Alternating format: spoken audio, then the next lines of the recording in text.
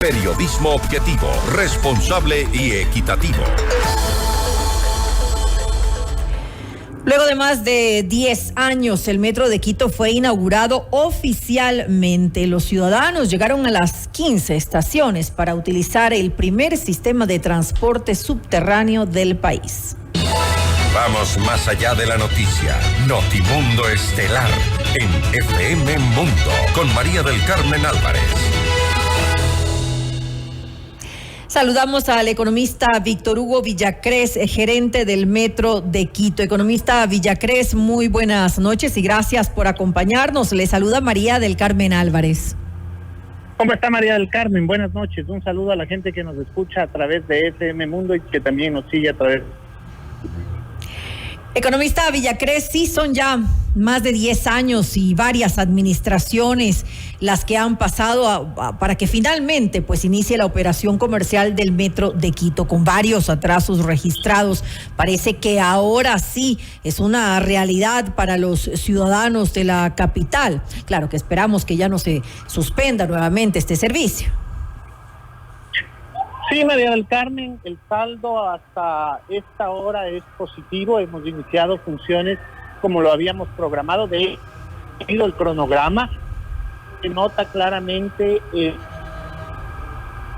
alcalde Pavel Muñoz López se ha cumplido a rajatabla el cronograma. A la gente en el mes de mayo se le ofreció que el 1 de diciembre el metro entraría en operación y no hemos tenido retraso alguno, le hemos cumplido a la ciudad. Hoy, a partir de las 5:30 de la mañana, empezamos funciones, llevamos más de 12 horas ininterrumpidas de funcionamiento, evidentemente alguna complejidad que pudo haberse dado en el transcurso del día propia de un sistema de estos, pero por lo demás yo le calificaría de una jornada exitosa, una jornada en donde la mayoría de ciudadanos han entendido cómo funciona el Metro de Quito, cómo funciona el transporte de electromovilidad más moderno de América Latina hoy por hoy, y poco a poco pues también nos vamos encaminando hacia lo que es la cultura médica.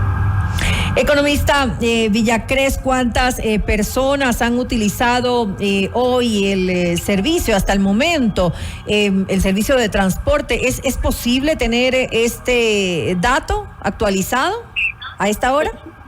Tenemos un primer balance, o mejor dicho, un segundo balance. Tuvimos un primero a las 11, tenemos un segundo balance de corte a las 5 de la tarde, en donde se genera una cantidad de 45,000 usuarios. Ahora, la afluencia ha sido muy alta en la tarde-noche, especialmente en estaciones como San Francisco, como Iñaquito. Entonces, nuestra predicción de demanda estaría alrededor de los 55 a 65,000 pasajeros para este primer día de operación.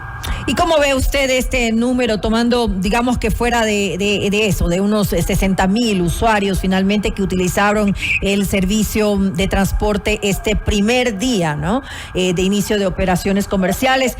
¿Cómo ven ustedes este número? Es decir, se ha hablado que las primeras semanas se tenía previsto aproximadamente 150,000 personas que utilizaran diariamente el servicio del Metro de Quito. Estamos todavía por debajo de ese número que era más o menos el que se había proyectado. Así es, María del Carmen. Recuerde que este es el primer día, es un día inusual. Primero, por lo que usted mencionaba al inicio de la entrevista, es decir, han pasado 10 años, varias inauguraciones fallidas, poca credibilidad de la gente en el proceso que estábamos viviendo. Fue recién en esta semana, entre el martes y miércoles, que la gente empezó a darse cuenta que el proyecto era completamente cierto y que el metro iba a abrir. El 1 de diciembre yo entiendo que hubo mucha gente que también tenía el miedo lógico de que ocurra lo que ocurrió en mayo, es decir, estos procesos en donde la gente terminaba maltratada, golpeada, y prefirió no asistir. Fue una mañana bastante inusual, con una que está dentro de la expectativa, pero de todos modos poco a poco se fue regando la buena noticia de que el metro operaba, de que existían herramientas de seguridad y sobre todo de que el paso de los pasajeros era tranquilo, era seguro. Eso hizo ya que crezca la demanda hacia el mediodía y en la tarde, como le digo, ya hemos tenido una demanda muy alta, especialmente en estaciones como San Francisco, como Iñaquito y por supuesto la gente que regresa hacia Quitumbe, el proceso contrario a lo que ocurrió en la mañana. En la mañana la estación con mayor demanda fue Quitumbe. Ahora, para poder llegar a futuro a esa cifra de 400,000 usuarios diarios del metro de Quito, que se planifica que empiece en el 2024 más o menos a tener ese número, ¿cómo crear, y usted lo decía hace un momento, la cultura metro en la ciudad de Quito? ¿Qué se ha planificado para esto? No solamente para que la gente cuide esta obra, sino para que además la utilice. Es un proceso en el que vamos a caminar, un proceso de educación entre todos y todas. Creo que ahí vamos a necesitar la cooperación de los medios de comunicación y por supuesto apelar a ese sentimiento de quiteñidad. Ojo, entiéndase por quiteño no solamente el nacido en esta bella ciudad, sino quienes habitamos en general, los 3 millones de personas que habitamos en esta ciudad. Temas que lamentar hoy día, tenemos una aprehensión a mediodía de una persona que intentó hurtar un teléfono móvil. Usted sabe que eso está prohibido. Y más aún en el metro tenemos una serie de mecanismos de seguridad. Lo hablábamos a inicios de esta semana con usted, que también nos acompañó en este espacio.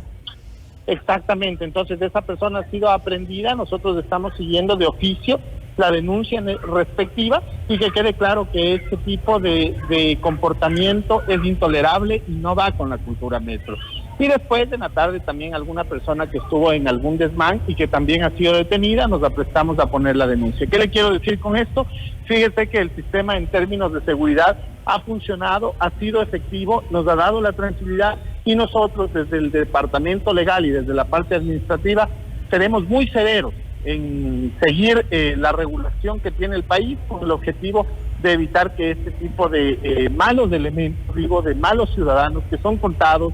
Yo creo que la mayoría somos buenos ciudadanos, sabemos comportarnos, así lo hemos demostrado hoy día en el metro, pues se alejen de este servicio. Este servicio está hecho de quiteños para quiteños. Y para garantizar obviamente la seguridad de todos aquellos que quieran utilizar este sistema de transporte, que es justamente lo que habíamos revisado con anterioridad. Ahora, usted al inicio de esta entrevista hablaba de algunos inconvenientes, tal vez esto forma parte de esos inconvenientes, pero ¿qué otras complejidades se dieron en este primer día de operaciones? O reformulo mi pregunta, ¿qué se debería mejorar ya teniendo esta experiencia? Para nosotros, en esencia, esas han sido, digamos, de los principales temas grises que ha tenido hoy día en general todo lo que tiene que ver con la operación del metro. Después tenemos que afinar algunas cosas en el sistema de recaudo. Conforme la gente va ingresando, existe, por ejemplo, este tema de que la gente desea validar su cédula, sacar su tarjeta ciudad, y eso de alguna manera se vuelve incompatible con la gente que también quiere adquirir su ticket físico para poder ingresar. Entonces, digamos, ahí hay que manejar conceptos de vía de colas y generar una administración correcta de los tiempos para que esto sea con mucha mayor rapidez. Este es un servicio a entrevista en esta misma semana, y como comentábamos con la gente de Metro Medellín, todo está absolutamente listo, me decía Metro Medellín. La única variable que tenemos que controlar es los usuarios o pasajeros, cuál es la demanda que vamos a tener, y a partir de eso cómo vamos a ir regulando los horarios y demás. Por el resto de cosas, yo diría que el proceso ha sido realmente exitoso. Agradecer a quiteñas y quiteños del comportamiento. Los trenes han fluido con normalidad. En horas pico, la distancia entre tren y tren es de 5 minutos, en horas valle o horas no pico es de 7 a 8 minutos. Entonces, la gente está feliz utilizando el sistema. Yo he circulado por todo el sistema, alrededor de las 15 estaciones, me he detenido en las estaciones, he tenido oportunidad de conversar con la gente directamente en cada uno de los coches, y bueno, la gente nos ha mostrado su satisfacción, su alegría, y más bien Claro, evidentemente la gente cuando ve y cuando puede de primera mano sentir la reducción en el tiempo de recorrido. Eso le iba a preguntar, justamente, economista Villacrés, para que tenga una idea la gente que nos está escuchando en estos momentos, ¿cuánto tiempo se toma en recorrer en este medio las 15 estaciones y cuál sería el tiempo en comparación, por ejemplo, en hacerlo en la superficie en un horario pico? El Labrador Quitumbe toma 34 minutos, es decir, si una persona coge ahora uno de los trenes en el extremo norte de nuestras estaciones en el Labrador y se dirige tomando en cuenta el tiempo de espera en cada una de las estaciones para que pasajeros puedan salir del tren y subirse al tren, el tiempo total en el que llegaría a Quitumbe es de 34 minutos. Mucha gente realmente ha sentido eso y yo no sé si también eso tiene que ver con el tráfico en la ciudad. Si usted analiza el tráfico de la ciudad de hoy viernes, fue menos denso que el tráfico que normalmente la gente tiene. Y en este mismo momento registramos una afluencia bastante inusual de gente en el centro histórico. Tiene que ver con el tema de fiestas y demás. Entonces, esto nos da una medida de cuánto puede ahorrar el metro. Pero usted decía una gran verdad, comparemos con lo que ocurre en superficie. En una hora pico, el mismo recorrido le puede tomar 1 hora y media hasta 2 horas. ¿De qué va a depender? Del día, del tráfico, del pico y placa y de una serie de elementos que giran en torno al transporte en superficie, al tráfico en superficie. Entonces, comparamos 34 minutos con entre 1 hora y media y 2 horas. Ahora, sin lugar a dudas, hay un gran ahorro de tiempo, según lo estamos revisando, pero ¿qué pasa con el costo?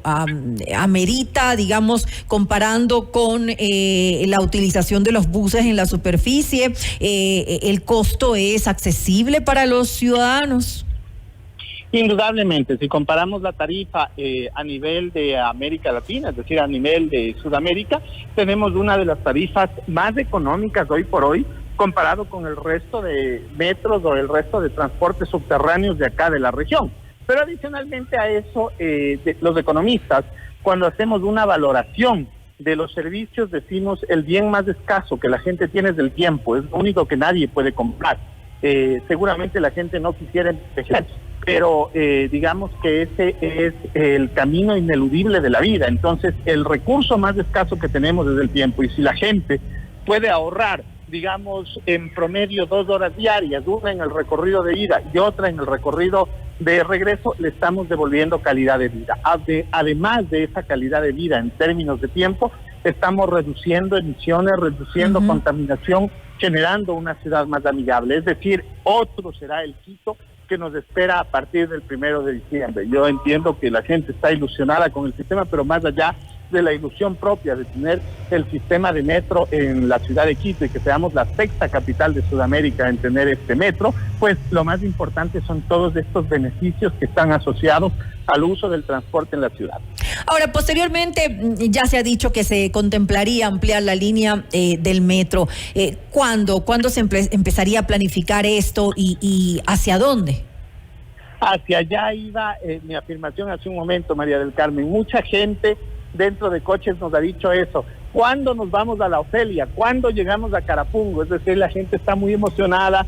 Entiendo que la gente solamente cuando lo vive entiende esa reducción en tiempos. Están listos los estudios de prefactibilidad para la Ofelia. Como yo le digo, la ventaja que tenemos es que contamos con un alcalde planificador. Desde el primer día que llegó mayo, el alcalde Pavel Muñoz nos dispuso que además de que el metro funcione el 1 de diciembre, inmediatamente empecemos a buscar la planificación de la extensión hacia donde está la mancha urbana, donde se pobla más la ciudad de Quito. Y en ese sentido, pues pudimos ver que de hecho las zonas más pobladas y que están al momento desabastecidas de metro tienen que ver con Cotocollao, La Ofelia, Carapungo y Calderón. Están listos los estudios de prefactibilidad hasta La Ofelia. Tenemos acá la tuneladora, todavía una de las dos. Acuérdense que habían 2 tuneladoras, Luz de América y La Guaragua. La Guaragua está todavía en el fondo de norte, en el Labrador. Y en este momento también se ha mantenido ya una reunión con el Ejecutivo con el objetivo de auscultar fuentes de financiamiento para lo que sería al menos esta primera extensión hasta La Ofelia, que podría tomarnos 48 meses desde el momento que firmemos contrato. Es decir, que en este momento no sería suficiente, así como está la línea, para cumplir el objetivo de movilidad del metro. ¿Por qué no se lo planificó entonces, por qué no se lo contempló entonces desde antes, con anterioridad? Las ciudades que tienen un metro siempre contemplan esto de una obra inconclusa. Es decir, seguramente cuando lleguemos a La Otelia y Carapungo estaremos pensando en una línea 2 que puede ir hasta el aeropuerto, que puede ir hasta el Valle de los Chillos, que puede circunvalar la ciudad, es decir, encerrar en cuadrados la ciudad para que la gente también pueda acercarse hacia la parte occidental y hacia la parte oriental. Es decir, esta es la primera parte de lo que seguramente muchos que han tenido la oportunidad de viajar se han dado cuenta. El subsuelo se convierte en una ciudad en sí misma, es un mapa que uno tiene que aprender a leer con todas las rutas. Así es. Están empezados con una primera línea, posteriormente construyen una segunda, una tercera, y así se van expandiendo de acuerdo a la necesidad de la ciudad. Entonces, eso yo diría que es la planificación. En este momento, digamos, no creo que cabe el responsabilizar a administraciones anteriores, sino por el contrario, digo yo, agradecer el trabajo que han generado las administraciones anteriores y, por supuesto, de alguna manera también hacerle conocer a la gente las dificultades que tuvimos en toda la fase de preoperación para llegar a este 1 de diciembre.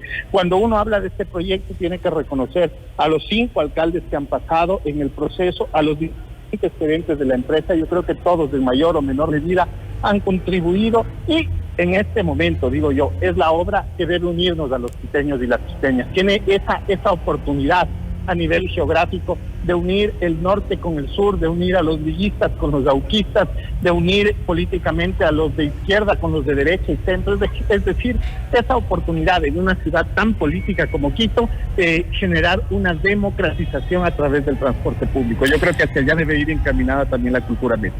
Me quedo entonces con esto, economista Villacrés. Nuevamente gracias y felicitaciones por este primer día de inicio de operaciones de esta importante obra, no solamente aquí en la ciudad de Quito, sino una obra a nivel nacional de gran importancia y también reconocimiento, incluso a nivel internacional.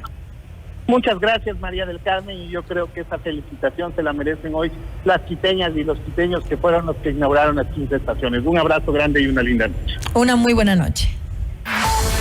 Usted está escuchando Notimundo. Periodismo objetivo, responsable y equitativo.